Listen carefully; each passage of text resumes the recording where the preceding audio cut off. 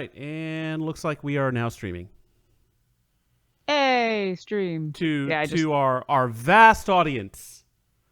of me. Oh wait, I guess have to kick this off then. Hi, I'm Jonathan, And I'm Lauren. and we are Glib Shark.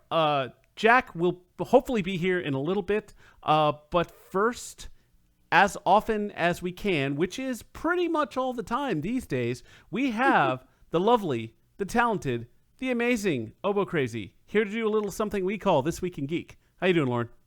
I'm so happy. I mean, everyone's been talking about how crappy 2016 has been, and it is a gross oversimplification to say that 2016 has been crappy because of vast majority of reasons, but I think one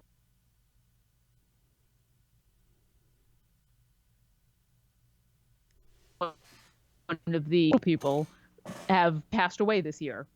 And that happens every year. It just seems to be much more noticeable this year. So, for this very short This Week in Geek, I would just like to say, first off, Richard Adams, the author behind Watership Down, passed away. Today, he was 96. We don't know exactly what he passed away from, but he was 96, which is kind of awesome. And if you haven't seen Watership Down or read Watership Down, it's definitely worth it to do either. And of course, for those that are listening live, today is also the day that Carrie Fisher passed away. She had had a fairly massive heart attack on a plane and had been in critical condition, and recently, just a couple of hours ago today, passed away. So I would just like to say, my heart has joined the thousand, for my friend has stopped running today. And for those who are wondering, Carrie Fisher, she drowned in moonlight, strangled by her own bra. That's all for This Week in Geek. I'm Obo Crazy, and I hope I go out in as classy of a way as she did. The world is indeed a very sad place today, but we're going to work through it. We're going to talk about it because talking about this is good. Dealing with loss and pain is what you need to do. But going forward, if you have a fact you want read live and on the air, hit up Obo Crazy at Obo Crazy on Twitter. And if it's awesome, or even if it's sad, if it's something we need to work through, like today, then we'll read it live and on the air. Obo, why don't you? So you had a very specific obituary for, or more of a statement for Carrie Fisher. Why don't you explain that here real quick? What that All meant? right. So for those that don't know, there's a little bit of a story behind this. So Carrie Fisher, when she was playing Princess Leia in Star Wars: A New Hope, one of the things about her outfit that you might notice that she's not wearing a bra, and she basically tells the story. I think she actually told it in her book that came out a bunch of years ago about how when she had this discussion with George Lucas about not wearing a bra, he had said, you can't wear a bra under the dress because there's no underwear in space. And he explained that if you go into space and you become weightless, your body expands. But of course, your bra doesn't expand. So you get strangled by your own underwear. So in her book, Carrie Fisher says, quote, "I think that would make a fantastic obituary. I tell my younger friends that no matter how I go, I want it reported that I drowned in moonlight, strangled by my own bra." So that's basically why, if you've seen that quote floating about, if you've seen people saying that she passed away, drowned in moonlight, strangled by her own bra, that is her wishes to have her obituary be that, which I think is kind of funny and fantastic. And of course, Watership Down. If you're not familiar with the animated movie or the novel, it's a pretty famous story, and Richard Adams sort of in the realm of celebrity deaths of 2016. He's one of the ones that unfortunately makes sense. And I think that's one of the He was 96. He was 96. It's sort of like Zsa Zsa Gabor, who also died in her 90s, and also John Glenn Hmm. also died in his 90s. So, I mean, these are tragic losses, especially in the case of Richard Adams and John Glenn. But these people lived into their 90s, which not a whole lot of people do. So that in and of itself is something to remember, that they had very full lives, and these three people in particular had lives in the spotlight. So They're tragic, but not as surprising. right. And then we get to people like George Michael and Carrie Fisher, who Carrie Fisher, if you weren't already aware, had a heart attack a few days ago over the Christmas holidays, and we were all of the Star Wars fandom was very concerned because we did not want 2016 taking another celebrity from us unexpectedly, especially someone who was in the news recently. She was in episode 7. She's going to be in episode 8. She had completed her filming for that, and Rogue One had come out, which figures prominently into A New Hope, which she was a main character for, or she played a main character for. So that one with Star Wars sort of in the cultural zeitgeist more so at the moment, that's heartbreaking. And before that, George Michael passed away before that. Mm-hmm. And again, he was 57, or I'm sorry, 53. Yeah, both a little too young for, those who have benefited from modern medicine, although in fairness, both of those people did have lifestyles for a very long time that would have been damaging to their health. And while both right. have I know Carrie Fisher specifically was alcohol and drugs. I think George Michael also had some drug issues, but I know both of them have been clean and sober for quite a while, have worked through their issues, by all accounts have beaten those demons back. So it's small comfort that, they managed to be triumphant in those battles in their lives, but those kind of things leave a health mark long after you've recovered. So it's, on the one hand, they were both relatively young. On the other, this isn't 100% a surprise. I mean, unless you're Keith Richards, if you live that kind of lifestyle, it's going to leave its mark. And apparently, if you're Keith Richards, you just live forever. Keith Richards will be around and eating all the Twinkies that the cockroaches have left. Yeah, it's kind of ridiculous. I think he's made out of embalming fluid. But yeah, it super duper sucks. And it's arbitrary to be like 2016 is taking all these wonderful people from us, because, the reality is, humans like to see patterns in things. It's the same reason why when celebrities start to pass away, we have the idea of that celebrities die in threes. And people will stretch the amount of time between celebrity deaths to group them together into threes to make that theory work. And there certainly have been some reports that have come out that have compared 2016 to other years. And technically, as far as, famous people who are newsworthy getting obituaries, 2016 is no different than any other year. I think it's just hit us harder this year. Well, and I'm not sure, because celebrity deaths have always been it has been something that I've always been aware of. I keep up with entertainment news. I have since I was a kid, and it seems like this year did have more of that. And so I very rarely get my news from social media that way. I do, I guess, Twitter, and that's where I'll first sort of see these things.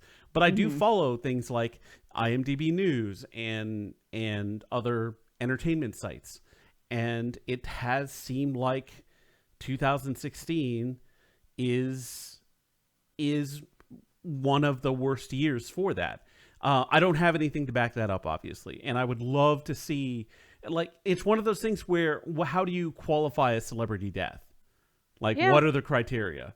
And in those cases, is 2016 actually that bad in that regard? Or is it just the fact that it's 2016 and other very bad, other really terrible shit has happened as well? I mean, if the Brexit vote hadn't happened and Donald Trump hadn't gotten elected president, would people continue to say fuck 2016?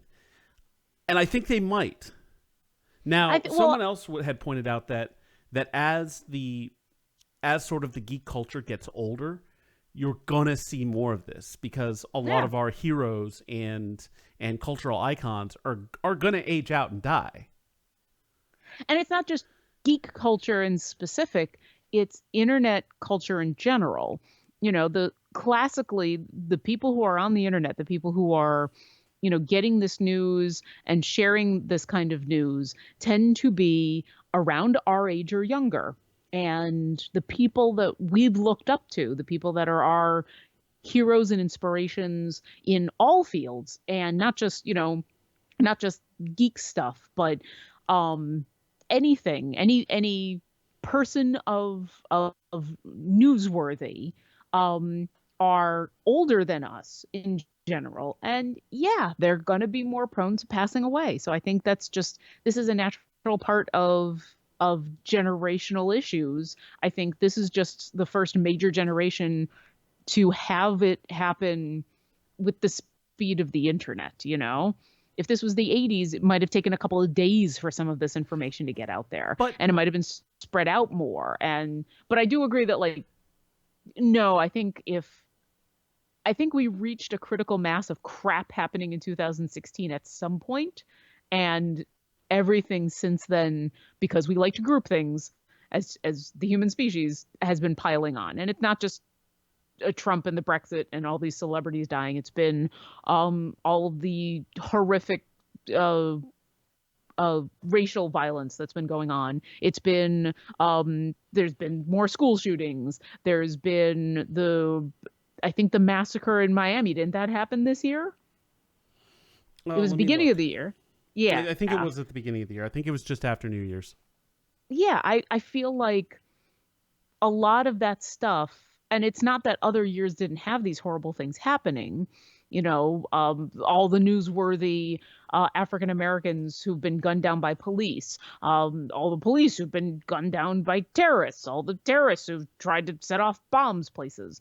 I don't necessarily think 2016 has been notable as far as a lot of these individual issues are concerned. In fact, there's still a lot of evidence to prove that we are getting safer, that violent crimes are down, and blah, blah, blah. I think very newsworthy events have been spread very fast, and it's snowballed, and the cultural zeitgeist that is, meme nation, that is, we speak to each other in sound bites and everything. And the same way Thanks Obama became a thing, fuck 2016 has become a thing. I think it's true, but well, I caution people to think that it's going to stop in a week. I understand that, but at the same time, it's not like social media or anything like that is new. Like, I feel like we've been in sort of this social media state for a while now. Probably, I would say at least 4 or 5 years. Because Reddit has been around for that long, Twitter has been around for that long. We've all been very savvy internet people for a bit. So it's not like the idea of celebrity deaths getting spread far and wide is anything new to 2016. I do believe, and I would love for someone to back me up here. It might just have to be me. I do believe 2016 was a abnormally large year for notable deaths. I also think that coupled with a lot of stupidity on a lot of people's parts that have allowed stupidity, ignorance, and fear and violence have allowed for maybe not individual incidents in the United States, but other things like we had the truck plowing into a market in Germany last week. Aleppo has been just horrible. You hear all kinds of horror stories out of there and from other parts of Syria, and you have other. I mean, the problem is it's really hard to quantify violence in the world because it happens all the time. Like you hear about a natural disaster. The Russian military choir, they lost 64 members in a plane crash.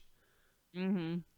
It's one of the reasons why, and you guys will hear this next week on Dungeons and Dragons Drunks. I almost didn't make the Putin joke because I was like, I mean, I feel bad for those those families of those military choir members. I mean, it's terrible because they, whether you agree with with Russian policies or not, these are people who volunteered to serve their country. Mm-hmm. And beyond that, they decided that they were going to volunteer to be artists, to bring beauty into the world. Yes, they wore a Russian uniform, but they were going for harmony, and they were trying to make things better for their fellow soldiers. So it feels like that's exactly the kind of incident that would reside in 2016. Yeah. I hope that, I know it's not true, and yet I hope it is true that in a week things get better just because we've made it around the sun.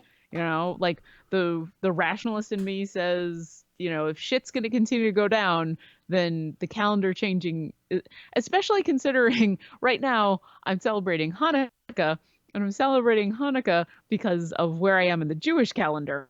So it's really an arbitrary thing, but you know what? If I would be more than happy to be wrong and have some of these horrible things stop simply because of the date. And the thing is, it's like, there are people of two minds. There are people who are like, things are just going to get worse in 2017, or things are going to get better in 2017. Like you said, it is arbitrary. It's just like we measure things. And I think in this sample of time of 2016, if you were to extract that from history and look at it, it would be, and you would have varying colors of, oh, this particular sample from 1986 is, oh, that was a pretty good sample. I mean, yeah. And then we'll call that one green. And then you get to 2001, and it's like, oh, that one's red. That's red, especially in the back part. Yeah, that's red. And then you get to 2016. I think 2016 would be definitely an orange. It wouldn't be red, but it would be pretty fucking bad. But anyway, I'll say this. And I say that for the world. I think I've said a few times before. 2016 for me personally was actually a pretty good year. And I, like I said, I've talked about it before. There's no reason to go into it further, but just on my side of things, I feel like things have gotten better, especially with my health and with some of my relationships. I think it's been good. But anyway, I'm sorry I cut you off there. No, that's okay. Actually, you managed to basically go in the same direction I was, as 2016 has been rough in some ways personally, but when I think about where I was personally, this time last year versus this time this year, this time last year, I just gotten through an entire year where the vast majority of the year, Luke and I were not living together. We had to fight through the visa process. We had to throw together a wedding. And then, this time last year, because he still couldn't work because green cards take a while, we were poor as shit and, living off of scraps and, hoping and praying that the green card would come any moment, and stressed. And, yes, good things had happened, but there was a lot last year to be stressed about. Whereas this year, like, I've now had a chance to live like a normal person. And, we've both been working and we've crawled out of, crazy financial situation. And he has his green card. And like in a lot of ways, this year is better personally than last year. I'm no longer working the job where people are constantly telling me that I've ruined their Christmas. So things this year wasn't a cakewalk, to be sure, and a lot of random crap happened, and certainly there's been some health issues. But as far as like, not to use at the end of the day, but seriously, at the end of the day, we're in a better position right now than we were last year. So yes, while shit in the world has gotten real in 2016, not everything has gone bad. So can we transition out of all of that and talk about Rogue One? Can we spoiler cast some Rogue One? Let's save that to the end. That way people can GTFO if they want. Okay, we've still got a bunch of time. There was something that I wanted. Let me see. There were a couple of things I wanted to talk about because I took notes. Ooh. Yeah. So I guess we can kind of bookend this with I did go to see Book of Mormon in Dallas. My wife and I's Christmas gift to each other was this neat little trip. We drove down to Dallas just for the weekend.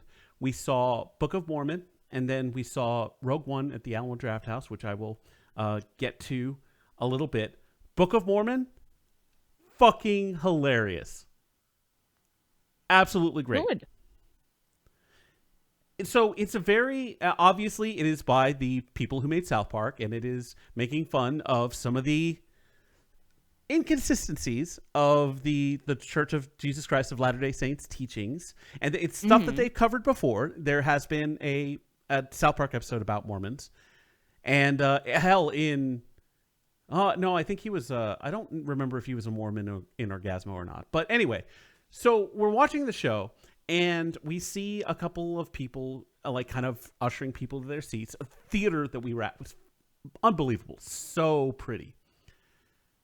I think they built that one specifically for Book of Mormon, right? No. It's like the Dallas. It's the Performing Arts Theater there. It's part of a little like AT&T Fine Arts complex there in downtown. Oh, no, you're right. I'm thinking of the one they actually built in Salt Lake City.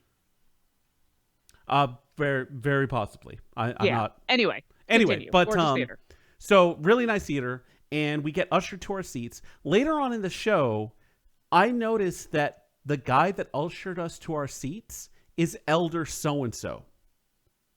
And so at first, I'm thinking, oh, that's funny. They gave elder name tags to their ushers to kind of get into the moment. Oh, that's kind of funny. And then I looked at another usher, and they had a normal like AT&T Center name tag, and I'm like, okay, that's kind of strange. So I look at the guy's name tag again, and it actually had Church of Jesus Christ of Latter-day Saints. They literally had a Mormon there ushering people to their seats in Book of Mormon.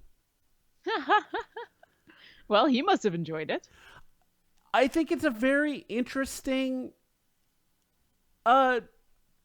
It's an interesting approach for the church, because obviously this show, even for the densest of people, is clearly making fun of the religion, right? Yeah. But it's got a positive message. It tends to laugh with them than at them at times. It's definitely laughing at them at points. Most definitely. This is a parody. But at the end of the day, it's got a very positive message. And it's very interesting that this musical, with all the stuff that is in it, could actually be attended by real Mormons who are looking to engage that audience. It is a very interesting strategy. So the theater that you were at, you were seeing a traveling version of right. Book of We were Mormon, seeing, right? I believe it's the second tour of the show. So I can't say 100%, but most theaters have their own group of ushers. I would not be surprised if that gentleman was a regular usher at that theater, and because of the subject, had decided to elaborate on his name tag for that exact reason. I don't know, and as I said, I can't say for sure. I don't know whether they were actually looking for Mormons who were interested in ushering to do outreach, but I wouldn't be surprised if this was an usher for that theater normally who decided to make it obvious that he's a Mormon in case somebody wanted to engage with him. So, which either way, I think is actually kind of cool. Yeah, it was like he seemed like a really nice guy. When we were leaving, I overheard him talking to an audience member, and they were just chatting. They weren't I couldn't discern any religious talk for them. They were just talking about something, a mundane, I want to say secular subject. And which is like, I think if you're going to put yourself in that situation, in that environment to try and engage people, that is the way you do it. You just talk to them. Yeah. Well, that's really cool. That's unexpected, and yet, yeah, makes a total amount of sense. And I'm glad you really enjoyed it. I've heard nothing but positive things about it. I really wish I could see it, but I don't have the money to come to some of the traveling shows. Right. And again, that was, we had to make a special trip to go and see it. And this was planned months in advance. So it's unfortunate that it's not going to be coming to Oklahoma City proper. I don't know how well it would play here. I honestly don't. Because it doesn't just make fun of Mormons, it makes fun of religion in general. Oh, yeah. So I like when we were sitting down, we're sitting in this crowd of a lot of white people, a pretty diverse crowd, but tons of white people. And we're like, so we're in the heart of like conservative Texas, right? How is this show going to play? Are we going to see anyone who maybe thought this was going to be a nice little show and then walk out because of the subject matter? We didn't see that. We didn't see that at all. And in fact, one of the performers who plays a repressed gay elder got probably the biggest applause of the theater, which was cool. He almost stole the show.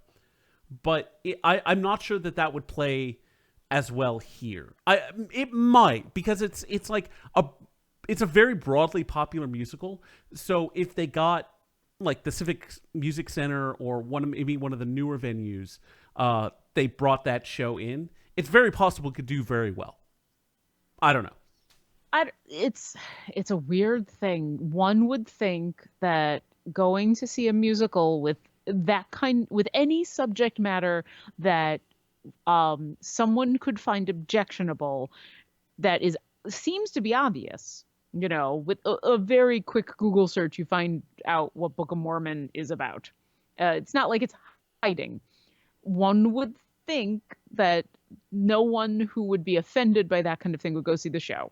And yet, being both a professional musician who's played in shows and someone who worked in a musical theater for quite a while, you'd be surprised how many people go to see a musical who just assume that every single musical is Singing in the Rain because it's a musical, and get super upset when it's not wholesome family entertainment for all ages.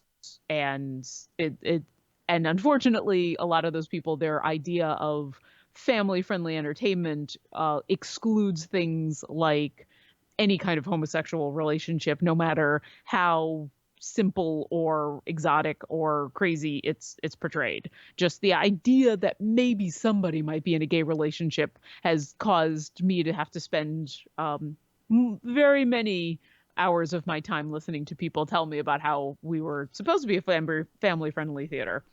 Oh God, I can't imagine. Ugh. Oh, all right. So quick story. All right. So yes, and when I used to work at the front of the house of the theater that I used to work at, yes, we put on very many shows that had gay and lesbian characters. Obviously, because of the nature of a lot of our shows, those kind of relationships tend to be very obvious. Unlike a lot of other popular media where you are starting to see the sexuality of characters not be a major issue or a plot point. It's just who they are. In musicals, it's still kind of an in-your-face thing. And so we have had audience members who were super upset about that. We had a show called Trails, which was an original production, which had zero of that content. in fact, the premise of the show were these two friends getting together to go on a camping trip together in remembrance of their third friend, who was a woman who they were in a love triangle with. These were two men who were in love with the same woman when they were growing up, and so it's a retrospective on. And it wasn't an amazing musical. It was, everything that you could think about when it comes to two men falling in love with the same woman and all of the issues that come with that. Yeah. So, halfway through the show, this woman comes storming out to yell at me about how she was very upset about the homosexual content in the show. I said, ma'am, there's no homosexual content in the show. She says, I know I haven't stayed for the whole show, but I can just see where this is going. And those two, you can't tell me that those two guys, that this isn't, they're off on a camping trip and they're just two gay lovers. And I'm like, well, ma'am, if it will convince you to go back in and see the rest of the show, I will assure you that no, that is not the case. These are two men pining over a woman, and there is absolutely no, not that there would be anything wrong with that, but there is no homosexual content in the show. And she insisted on telling me that despite the fact that I worked at the theater and had seen the show a bunch of times, and she hadn't seen the rest of the show at all, that no, she was convinced these two people were in a homosexual relationship and how disgusted she was by that. And eventually you just have to get to the point where you go, okay, you insist on leaving? Sure, I'd like you to leave now because you're a homophobe and I don't want to have to talk to you anymore. Which, of course, you can't say because you're in customer service. So you just have to go, okay, bye-bye. So, yeah, people who are that sensitive and crazy will see the stuff that they don't want to see and get pissed off about it, even if it's not there. Yeah. And I think we've seen that on a large scale of people who choose to see something. And no matter what sort of facts or assurances, like in your case, you're someone who literally knew the future. You knew how that musical was going to go, and you were telling her how it was going to go, and she didn't believe you. Nope. We see that on a larger scale, and yes, like those of us who are educated and look at the news a bit more objectively, we can say, hey, this person is bad. Maybe we shouldn't support them. But there are some people who just can't be convinced of that. Like, and you can give them tons and tons of facts. I hate to draw a political allegory here, but it's that kind of mindset. Yeah. She was more interested in being upset and indignant than in hearing the truth. Right. So what am I supposed to do? Well, I did the only thing I could, is just go, sure, you can leave. I'm not giving you your money back. No. Thank you. Bye-bye. Like, that's all you can do. Yeah. I did also want to make another comment about our trip. While we were in the hotel, we were just kind of browsing around, watching TV, relaxing in between, like going out to see Rogue One or when we came back.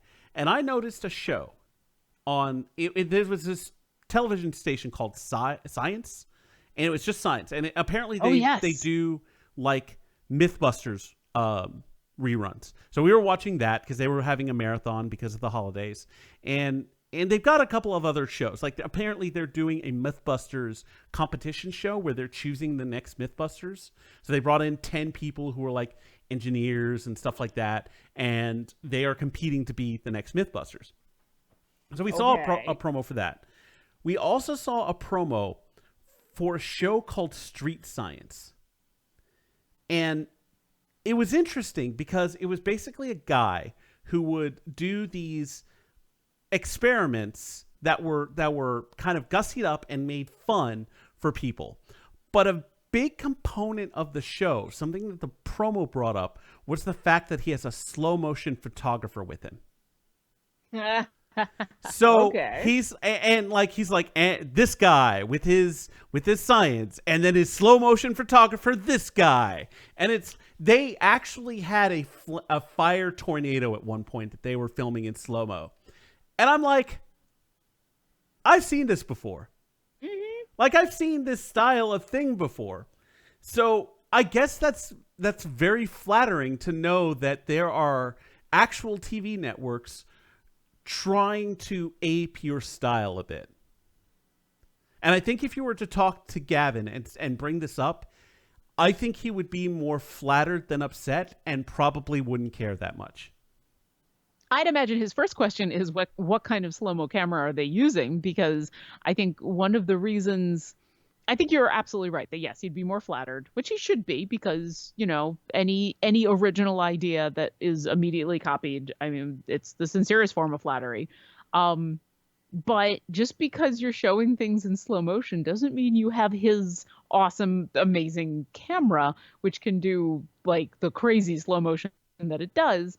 And I'd be curious to know if they've sprung for the same crazy slow motion camera that he has, because I think that's where slow mo guys continues to stand out in a lot of ways, just because of the quality and the sheer slowness, I guess would Yeah. be the term that he can get. Like anyone can slow down film, but they, because of that camera, can get some super amazing things. So I think I they would do have similar equipment because I noticed on some of the Mythbusters episodes that I saw in that marathon, when they would refer to their high speed camera, they would they would show very very brief like glances of it as they were kind of setting up. It is a rig that looks a lot like I would imagine a Phantom would from that era. yeah, So and it wouldn't surprise Mythbusters me if the definitely had Discovery, that, and yeah, and if it's a show on that same on a same or affiliated network, it very well may be in the budget. They're like, hey, we need a Phantom something something. Now, I would venture that Gavin would know more about that product than just about anyone. So yeah. he knows what to ask for and is willing to one spend money, and two I would imagine he's probably gotten a camera or two from that company. He's probably put a lot of money into that, but at the same time he's probably gotten product anyway. But the point is that they probably have a decent slow mo camera for whatever for Street Science, but I don't think they're going to match. For one, the intent is different. Like Gavin isn't trying to do science. He's not even really most of the time pretending to even do science. He's just like, I want to watch stuff in slow mo. That's cool. Yeah, I think It's this will more look cool art slow. than anything else, I think. Yeah, yeah, definitely. I think, yeah, curiosity and art. I think sometimes the art is accidental and sometimes the science is accidental, but the intent that's there, you're absolutely right, is more curiosity and I think this could be cool. And I mean, his channel is successful because a lot of people agree. Yeah, I think that would be cool to look at. Anyway, that was something else I saw on my trip, and it kind of stuck in my craw a little. So, Well, anything else that you did over Christmas weekend? Because oh that no, was one of the things I did want to ask. no, that was just about it. We had dinner at the Draft House. I had an amazing bourbon Foster drink, which was Ooh. like bourbon and banana liqueur and bitters, and it was delicious.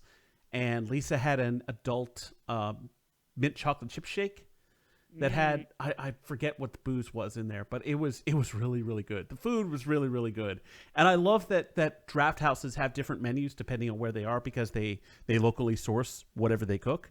So you may not your draft house in Dallas may have a different menu than the one in Brooklyn. So I think that's kind of cool. But yeah, Absolutely. that was our Christmas, and we got some cool little stocking stuffers aside from that. I got a giant, awesomely comfy robe, which I when it gets cold, which it is not now, but apparently next week it will be. It is just the best thing to kind of snuggle up in. Perfect. How has your Well, Hanukkah been and your holidays? Hanukkah has been good. I had a very um I had 4 days essentially off, which has been very nice. The only thing I had to do Friday, Saturday, Sunday, and Monday was I did play a Christmas Eve gig, as is I did a lot of traditional things for me. which was I played a gig Christmas Eve, and then Christmas Day I went and saw a movie and ate Chinese food. But it was all really nicely done. The church I played at for Christmas Eve is a church I've played at a bunch of times. It was not a full midnight mass. It was their 10 o'clock mass, which has also been super nice to not have to do midnight masses because, money is nice, but also not having to be working until 3 o'clock in the morning is even nicer. But yeah, I like playing for this church. They pay well. They're really nice people. They are the nice. I've played a bunch of different services for them for not just holidays, but a bunch of different Sunday services for them. And it's always been enjoyable, even just sitting through the sermons, because they do tend to be the type of Christians I like, which are the ones that are focused on helping feed the poor and helping the homeless and doing all the stuff that Jesus said to do. So playing for them and they're always really nice to me. And they gave me a giant chocolate bar, which made me very happy. Like one of those massively huge, Yes. like 4-person chocolate bars that of course I probably ate most of. So that was Saturday. And then Sunday, Luke and I went and saw Rogue One at the Cinnabar. We did not go to so there's 2 different Cinnabars in this area. One that I've talked a lot about, which is the one up in Mount Lake Terrace that you have to be 21 and over. Surprisingly enough, that one was closed Christmas Day. They were open Christmas Eve, but the only thing they showed were 2 showings of It's a Wonderful Life, and then they were closed Christmas Day. But there's another one in Issaquah, which is admittedly a lot closer to where we live. It's like 20 minutes versus about an hour. And it's still, same awesome food and everything. The only difference is the one in Issaquah is it still serves alcohol, but for whatever reason, they allow anyone 21 and younger. They do not allow babies. So 2 years old and younger are not allowed. But they do allow children. So that one was showing Rogue One. And so we decided to go ahead and give that a try. And it was just fine. There were a couple kids in the theater, but they were not assholes. So life was good. We had great Chinese food. We played, we've been playing through King's Quest together, the new version of King's Quest. And we're super behind on episodes because we've been kind of busy. So we played a whole bunch of that and ate delicious Chinese food. So yeah, that was fun. I have come to a weird realization in the last couple of days with 2 different things that have happened. I like walnuts, but I have discovered I really actually don't like walnuts. Okay. So at the Cinnabar,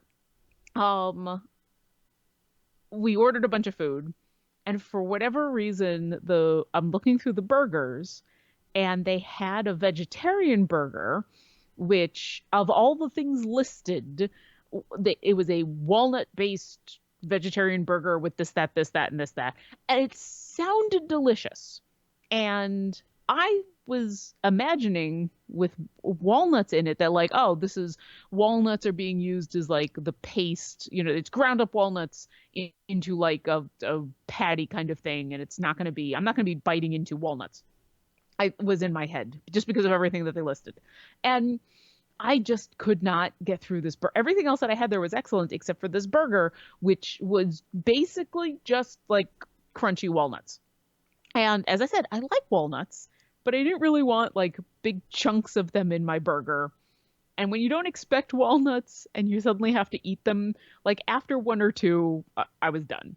So then today, I had a coffee cake that got sent in that was this coffee.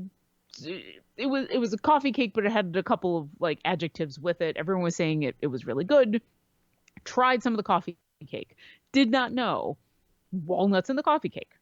And I had basically the same exact experience that I did with the hamburger. I bit into the coffee cake and then there were walnuts. And at first I'm like, oh, I like walnuts. And then like by the second bite, I'm like, I can't. So I might not actually like walnuts. I think I don't like them anymore. It sounds that way. It sounds like, or maybe it's just, I don't like surprise walnuts, or I don't like many walnuts or my tolerance for them. Like one, give me one like I remember buying shelled walnuts as a snack, and I know that I would have just a couple and be done. So yeah, I mean, really stupid random thing to discover about yourself, but I may not like walnuts as much as I do. What I do like is Rogue One, and are we at the point that we can talk spoilers about Oh, it? absolutely. Yeah, we're there. Okay. Um, do you want to go first or shall I go first? Why don't you go first? Okay. I will be incredibly brief. I thought the movie was excellent. I had a fantastic time. I bawled my eyes out at the end with the mostly the two Chinese guys who in my mind were obviously lovers and died, and that made me super unhappy when they died because that was kind of beautiful and sad. um and I only have one complaint about the entire movie, and it's a giant complaint that literally in the middle of the movie almost made me walk out, and that's Darth Vader should not make puns. The Sith dad joke. You didn't The care for choking, that, no, the choking one. The right? don't The get Sith dad joke. Don't choke on your okay. ambition. Yeah, don't choke. No, no, I'm no. And Luke had to listen to me rant about this in the car on the way home. Yeah, yeah, I know. I'm looking at him right now. Darth Vader. Say what you will about Anakin Skywalker. Darth Vader is a serious fucker. He is not a he is not a maniacal bad guy who cracks wise and laughs. He is not a Joker type figure. He is a serious looming cloud of death and destruction. As we And get to see later, which was fucking awesome. yes, yes, and everything else about him and that portrayal was awesome, except for that one line. Fuck you, Darth Vader doesn't make puns. Everything else was awesome. Thank you very much. I, for one, did not. I did not mind the Sith dad joke. I know I heard groans from people around me at the Thursday showing I went to, and I get that. All right, that's fine if you don't like it. I didn't mind it too much, and I thought it was made up for later on when and this scene plays absolutely perfect when the rebels are trying to get away, the ship has been disabled and they've been boarded, and you see a dark hallway as people kind of look over, you hear the breathing, and then he ignites his red lightsaber. And that whole scene is bonkers and awesome, and I loved it. I absolutely loved it. And again, this is sort of what I was alluding to when I mentioned that I hadn't seen any trailers, so a lot of stuff was new to me. I didn't know there was a space battle. I had no idea. I haven't seen every trailer. I've only seen maybe the first or second one. I didn't know there was going to be a giant space battle. Not like that. Well, I did see in later promos, they showed the ships hyperspacing in over the planet. Oh, okay. All right. So I no idea, no clue. And I knew Vader was in it because I'd accidentally seen, because someone decided that a thumbnail of a trailer that I have no choice in seeing in my YouTube feed would have Darth Vader in it. So I'm like, motherfucker, okay, I guess I know Vader's in it. But even knowing that Vader was in the movie, I told people, I was like, hey, this is going to be a very secular Star Wars movie. There's not going to be the Force. There's not going to be lightsabers. It's just going to be people doing what they need to do, like secular alliance, secular empire. And I was pleasantly surprised. Yeah. I think I knew Darth Vader was in the movie, but I didn't consider it a huge spoiler, at least, or I figured, okay, he must be in it peripherally, because my feeling was, well, this is a movie that takes place during this specific time when there is Darth Vader, and it's about the Death Star. So I I think I knew he was in the movie, but I didn't think it was a big deal that I knew because of the context. Right. But yeah, definitely with the exception of that joke, I thought what I really appreciated about that hallway scene that you're talking about at the end is the fact that they managed to um how do I put this? So the original trilogy, uh the fight sequences are not the best parts of that No, they're not. those movies. But you know what? They're okay, especially for the time. The prequels went a little overboard with the Jedi fighting, with the flipping and the craziness. And while it looked awesome, it went a little overboard. I thought they struck kind of the perfect balance in that hallway scene with Darth Vader because he he still had the kind of tank-like menace that he has in the prequel in the original trilogy that you get simply because they didn't know what they were doing as far as these fight sequences. He is still very much kind of methodical and almost plodding, but he has and he has this economy of movement, which is beautiful to watch. Yes, yes. But it's obvious he is so in control of almost that whole situation that, I mean, um he's practically Jason or Freddy Krueger as far as the killer coming to get you. He doesn't need to run and jump and flip and do crazy stuff. He's just going to slowly walk towards you and then kill you. And there's just zero, and yeah, he does some force choking and he is constantly batting away stuff with lightsabers, but it's just enough that you can 100% tell Darth Vader is unkillable in this moment by these people, but it doesn't completely break away from what if you were to continue to watch the episodes 4, 5, and 6 right after this, he would not look like a different character movement wise. And I thought that was brilliant.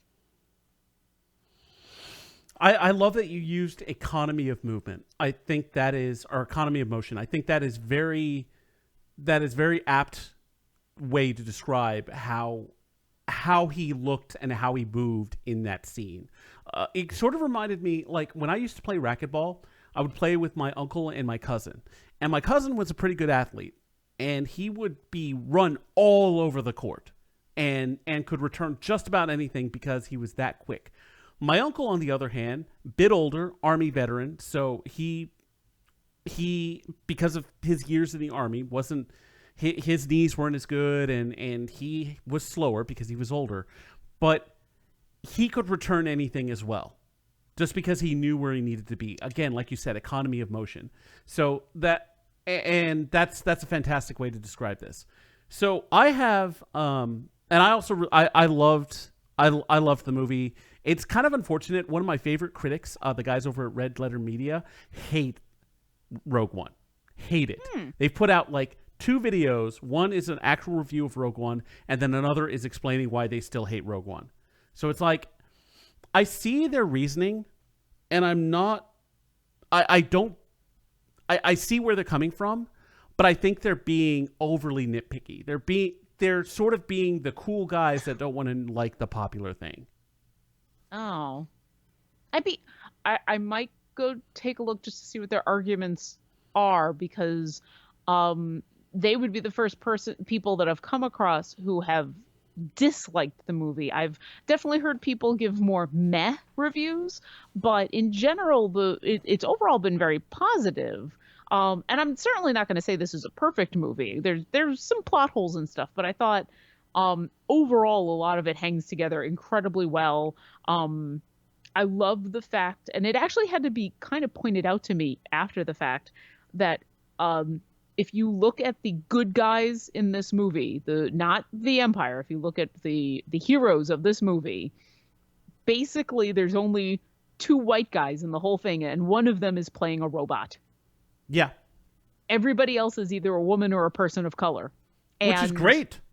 Yeah. Well, and as I said, I think it actually had to be pointed out to me afterwards. And then when I thought about it, I'm like, oh yeah. Yeah. Okay. Wait. I think there were a couple rebel pilots, but like then there were like women rebel pilots, and there were not white people rebel pilots, and like the vast majority of the heroes were all not white guys.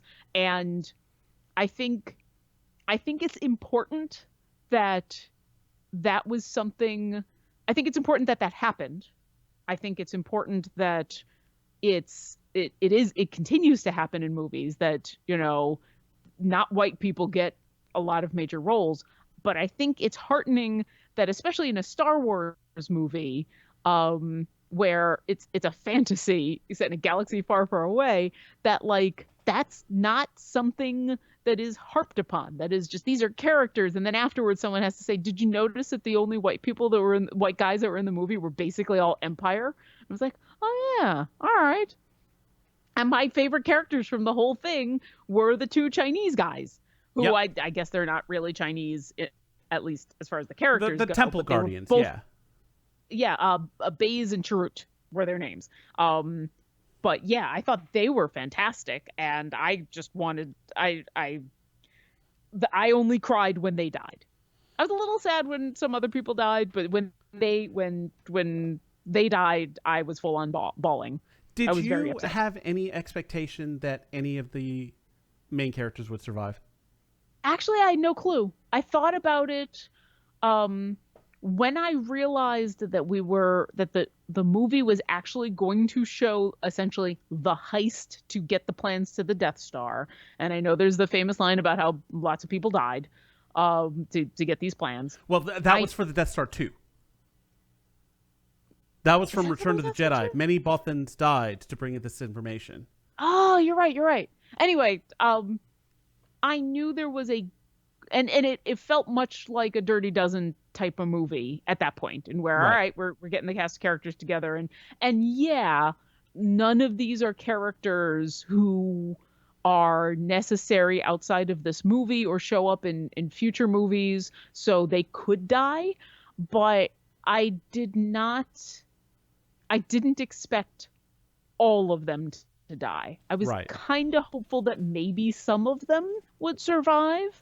Um, I don't think I think it's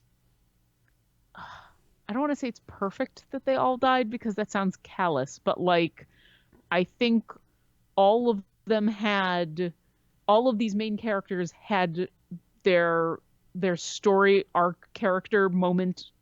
They all had a a finale. They all Hmm. had um they didn't die for nothing. They didn't die unnecessarily, and they all managed to have a character arc within that felt natural for them. If, all right, I'm sad that you died, but I don't feel cheated that you died. And so but yeah, I would say going into that, I wasn't actively like, well, here's who I think is going to die and here's who I think is going to survive. But in retrospect, I was kind of hoping maybe some of them, one of them, two of them would maybe survive.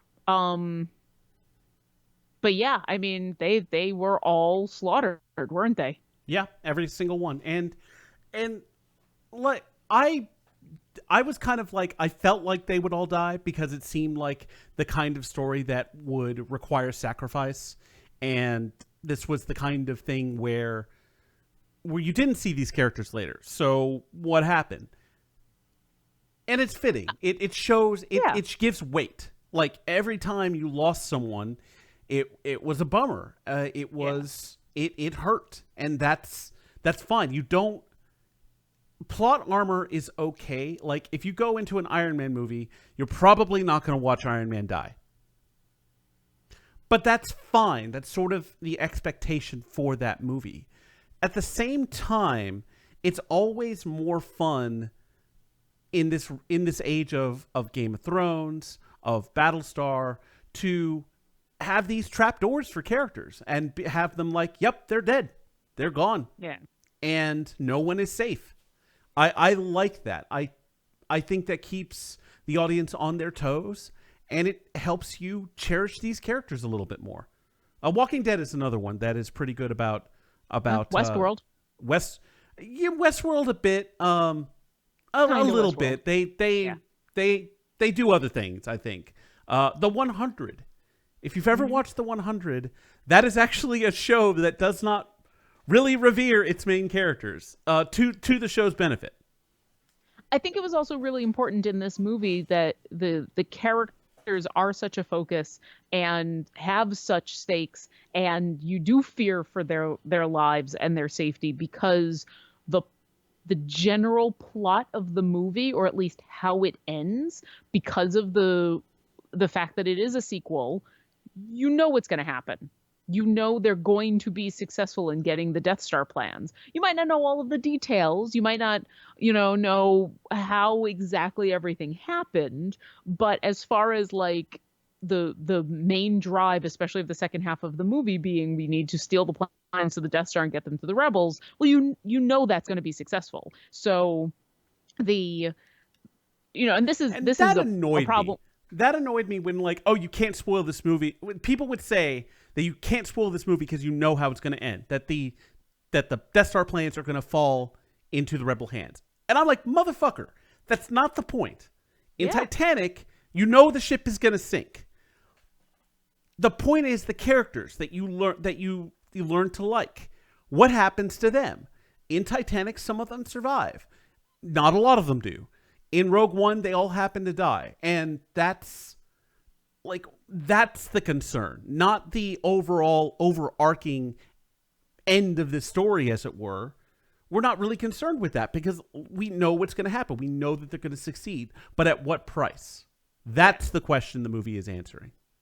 And I think prequels that do that the best are the ones that manage to invest us in the details and in the characters, even if we know even if we know who done it, figuring out when, where, why, and how is if that's fascinating and interesting and that draws us in, then a prequel can be successful. I think that's why Rogue One is successful, is because we are invested in these characters and their fate and their relationships, before, even if we know that their mission is going to be successful. And that's a hard thing to do. I've definitely gone into prequels before a little jaded because it's like, well, I know what's going to happen, so the bar is set pretty high. You've got to, there are already of these multitude of things that you need to do well. There are now a couple of things that you just are stuck with, so yeah, I was very impressed. Did I'm Tarkin I bother am you? I know some people who uncanny valleyed him. I gotta say, I was very impressed. I did not think he looked. His voice was off, but I know that was a sound alike, but it didn't bother me. Like, and maybe as a musician, I'm just more keyed into that kind of thing. I could tell it was a sound alike, or that his voice was off, but it was a good performance. So I kind of got over it quickly. um, I thought he looked like Tarkin, and there were maybe a couple of moments where I could see a little bit of the CGI, but overall, I thought it was done really well. Maybe I'm just bad at picking that kind of thing out. I He was on screen for too long. I think if they had cut his screen time in half, I think it would have been less noticeable. But the problem with these characters, even CG replacements as they were, that are as good as Michael Douglas in Ant-Man and Robert Downey Jr. in Civil War, hmm if they stick around for too long, you start noticing that their mouth isn't moving correctly, that their skin doesn't quite move as well. I would say that Tarkin was better than other attempts. I think they clearly put a lot of work into it, and some of that work paid off. But he was on screen for too long, and I think they could have used other tricks, reflections, other means by which to kind of convey his presence and his importance in this, but not have him full on and noticeable at quite as much. Because the other CGI cameo, young Leia at the end, is just about perfect. In my Oh, so second Luke and I viewing, looked into this. Have you read about that? Because that's different. I haven't, but But I will just say that one, it's extremely brief. You only see her say one word. And in my second viewing, that it took me 2 times to see it, that I kind of saw some flaws. But otherwise, she's not on screen. She's not espousing a lot of dialogue. So it works very well, that particular one. But Tarkin, I think, was simply on screen for too long. Well, and she is mostly... Oh. What's up? Well, so Leia, when we got back into the car, I basically made Luke look up a bunch of stuff because I wanted to know, okay, what characters were CGI'd, what were found footage, because I know a lot of the pilots at the end in the big fight sequence that were Red Leader and Gold Leader, yeah, like I totally recognized those guys and I was super happy to see them and everything, and then found out later, no, those weren't CGI. That was found footage from the original movie that was never used. Leia, interestingly enough, not nearly as much CGI as Tarkin or some of the other characters. That is an actress who is, I think she's a Swedish actress. I'd have to look her up real quick, but that is an actress who bears, if you look her up, she's the one credited in the movie they thank Carrie Fisher, but this actress is credited as playing Leia, both in voice and in presence. If you look her up on her IMDb page, she fucking looks like Carrie Fisher from the Star Wars era. And apparently, so that shot with her it's her with some makeup and a tiny bit of CGI editing. They found an actress who looked like her and sounded like her and tweaked her a bit. So Tarkin is a lot of reproduction. Leia is just a sound-alike and a look-alike. Well, it says it's here, kind of the Polygon article says the process was slightly different for Princess Leia. Initially, the camera is behind her. From that shot, she's played by the Norwegian actress Ingrid Delia. When Leia is shown from the front, it's Delia's hand that we see, but the character's face, hair, and costume are digital recreations based on footage from A New Hope, reports the New York Times. All right, so that was not what we read. What we read was that it's her, but there was makeup involved and there was a little bit of CGI. So, well, if you look at the actor who played Tarkin, he also bears a resemblance to Peter Sellers, but not nearly to the same. I haven't looked at this actress yet, but I don't imagine that the resemblance is quite there. Let me see. I'm bringing up a picture. Yeah, I can kind of see it. But but with him, I think it's the screen time. I honestly think that the fact that they didn't have to do as much with CGI Leia versus all the other stuff they had to do for CGI Tarkin, I think that's the difference. I think I definitely think you're right about that. And it's funny because thinking back on it now, you could have easily edited around him. He didn't have to be he didn't have to be on screen nearly as much. No. I mean, he is a foil for Krennic. What's his face? Krennic, thank you. But I don't think you needed him to chew up the scenery quite so much. Who knows? But yeah, as I said, I noticed the voice immediately, but I didn't notice even.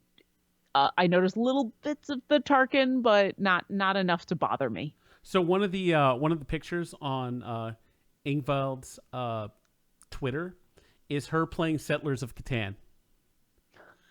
She has my heart. And the quote here is, "In my experience, there's no such thing as luck." From Obi-Wan Kenobi, #Settlers, board game, Star Wars, Merry Christmas. There you go. Oh, yeah. She cheats. Yeah. I'm down with that. So, okay. So kind of a geeky bit of analysis. And this is a question that I kind of thrown around in my head for a little bit. The Battle of Scarif, the where the Rebel fleet comes in and tries to help Rogue One, that team, get the plans beamed off the planet. Yes. In the opening crawl of A New Hope, and I did not remember this when I saw Rogue One, but I found out later because I watched A New Hope. They mentioned that the Rebels have scored their first victory against the Empire. So they consider the Battle over Scarif a victory for the Alliance. And it is definitely a strategic victory because they succeeded in their objectives. They got the plans, and it eventually led to the destruction of the Death Star. My question is, was it a tactical victory? As opposed to a strategic victory? So the difference is, a strategic victory is where you accomplish your objectives overall, broadly. A tactical victory is where you more or less win the battle.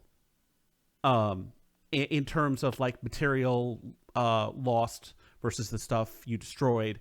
So a couple of real world examples. In World War I, there was a battle in the North Sea in Europe. The Battle of Jutland, and it was when the German Grand Fleet sailed out of their port in an effort to meet the British, to kind of have this final battle. So they met this British fleet, and they fought. The Germans inflicted more damage on the British. The British lost more tonnage of ships and more men. However, the German High Fleet was eventually turned back and never sailed in force again.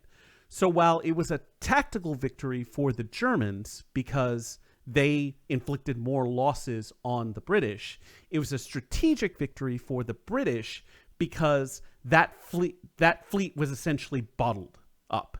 They never went to threaten anything else in the war.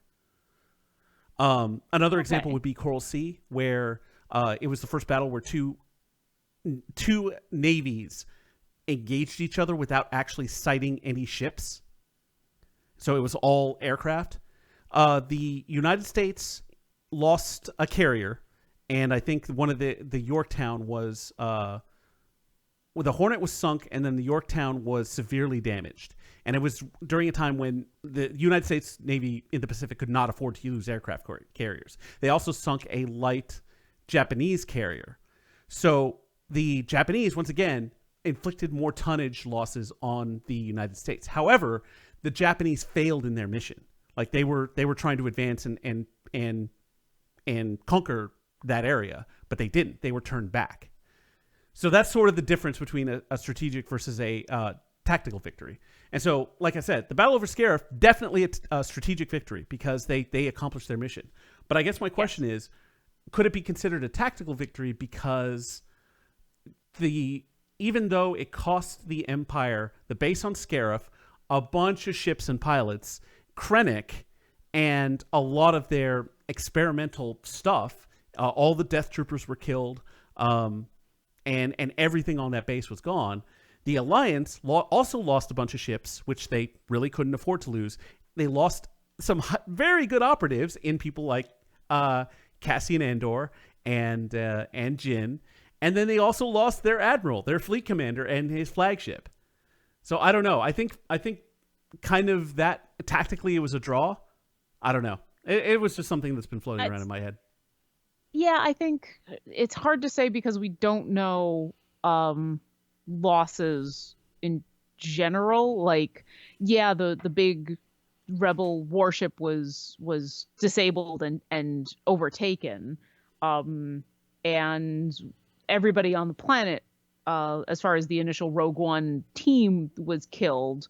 Although those were all important people in their own right, but a small number of them specifically. Yeah, probably many, many, many more Empire people and resources were killed, but they had more to throw. And as far as notable figures, probably not as many were taken out. One could argue that the two Star Destroyers that were taken out probably were some of the biggest tactical victories, because those things are just crazy, and super powerful. So yeah, I don't know. I mean, it's quantifying that kind of thing as a war game is hard with a movie, but I guess I would have to say it was probably a draw, not knowing all of the tallies. Right, and I guess that is very true. Is that we only know what we saw on screen.